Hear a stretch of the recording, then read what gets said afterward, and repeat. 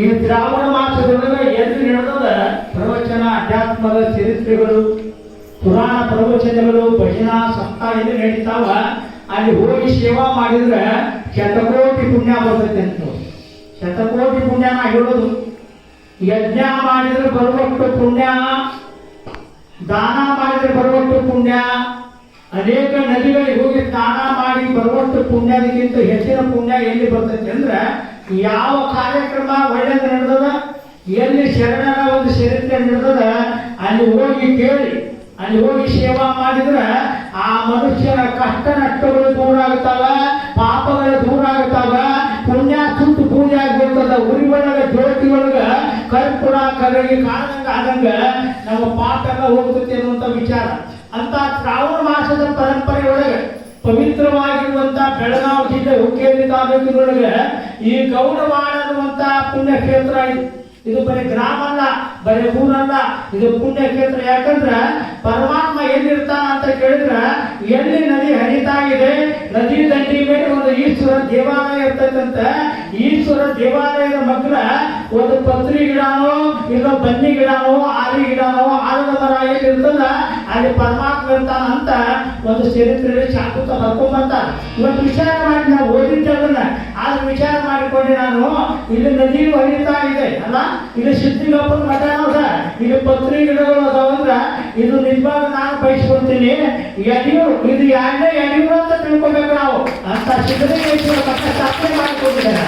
ಅಂತ ಮಹಾತ್ಮನ ಚರಿತ್ರೆಯನ್ನು ಕೇಳ್ತಾ ಇದ್ದೀರಾ, ಇದು ಪುಣ್ಯದ ಕೆಲಸ. ಶ್ರಾವಣ ಮಾಸದಲ್ಲಿ ನೀವು ಮಾಡಿದಂತ ಪುಣ್ಯ ಯಾವುದಾದ್ರೂ ಇದ್ರೆ ನೀವು ದಾನ ಧರ್ಮ ಕೊಡೋದೇ ಇರೋದೇ ಅದು ಬೇಕಾಗಿಲ್ಲ. ಯಾರು ಬಂದು ಒಂದು ದಿವಸ ಬಿಡದಂಗ ಇನ್ನೊಂದು 20-22 ದಿನ ಪುರಾಣ ಐತಲ್ಲ ಬಿಡದಂಗೆ ಯಾರು ಬಂದು ಕೇಳ್ತಿದ್ರು ಅವರಿಗೆ ಮಾತ್ರ ಪುಣ್ಯ ಬರ್ತೈತಿ. ಮತ್ತೆ ಯಾರು ಕೇಳಲ್ಲ ಅವ್ರಿಗೆ ನೀವು ಮನೆಗೆ ಮಕ್ಕಳು. ಅದಕ್ಕೆ ಇಲ್ಲಿ ಪುರಾಣ ಕೇಳಕ್ ಬಂದವರಿಗೆ ಪುಣ್ಯ ಬರ್ಲಿ, ಅಲ್ಲೇ ಮನೆಯಾಗಿದ್ದವ್ರಿಗೆ ಪಾಪ ಬರ್ಲಿ ಅಂತ ಅನ್ನೋಂಗಿಲ್ಲ.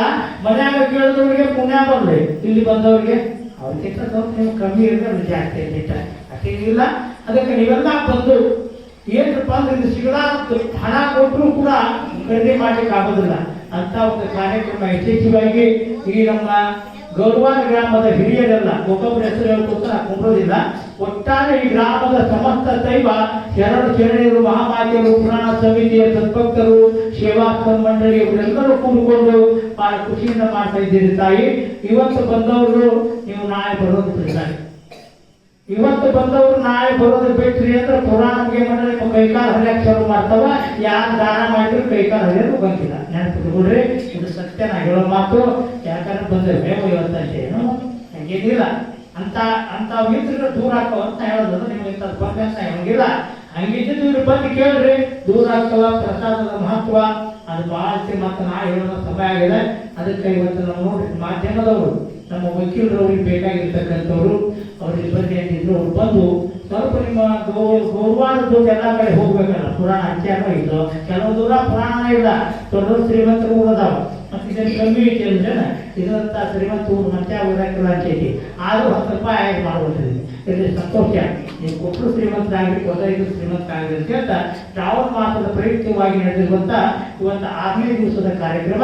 6ನೇ ದಿವಸದ ಕಾರ್ಯಕ್ರಮ ಏನಂದ್ರೆ ಶಿವಚರಣನಾಗಿರುವಂತ ತಪೋ ನಿಧಿಯಾಗಿರುವಂತ ಸಂಸಾರದೊಳಗಿದ್ದು ಇಲ್ಲದಂತೆ ವೈರಾಗ್ಯವನ್ನ ತಾಳಿದ 40 ವೀರೇಶ್ವರ ಶರಣರ ಕೊಟ್ಟಿರ ಕಾರ್ಯಕ್ರಮ ಅಂದ್ರೆ ಅವರಿಗೆ ನಾಮಕರಣ ಮಾಡ್ತಕ್ಕಂಥ ಕಾರ್ಯಕ್ರಮ, ಹೆಸರಲ್ಲಿರುವಂತ ಕಾರ್ಯಕ್ರಮ. ತಾಯಂದಿರು ಗೌರವಾದ ತಾಯಂದಿರೆಲ್ಲ ಮುತ್ತೈದೆಯರು, ಸುಮಂಗಲಿಯರು ಬಹಳ ಸುಂದರವಾಗಿ ನಡೆಸಿಕೊಟ್ಟಿದ್ದಾರೆ. ನಡೆಸಿಕೊಟ್ಟಿರ್ತಕ್ಕಂಥ ಅವರೆಲ್ಲರಿಗೂ ಅವರ ಮನೆಯಲ್ಲಿ ಹುಟ್ಟಿದಂತ ಮಕ್ಕಳಿಗೆ ಶರಣರು ಆಯುಷ ಆರೋಗ್ಯ ಭಾಗ್ಯವನ್ನ ಕೊಟ್ಟು ಕರುಣಿಸಲಿ ಕಾಪಾಡಿ ಅನ್ನುವಂತ ಮಾತನ್ನ ಹೇಳ್ತಾ ಆಯನ ಮಾಡ್ತಕ್ಕಂಥವ್ರು ಇನ್ನೂ ಬಹಳ ಜನ ಇದ್ದೀರಿ. ಕೆಲವರು ಮಾಡಿದ ನಾವು ಮಾಡಿಲ್ಲ ಅನ್ನಬಾರ್ದು. ಈ ಸಮಯ ಸಿಗೋದು ಬಹಳ ಕಠಿಣ.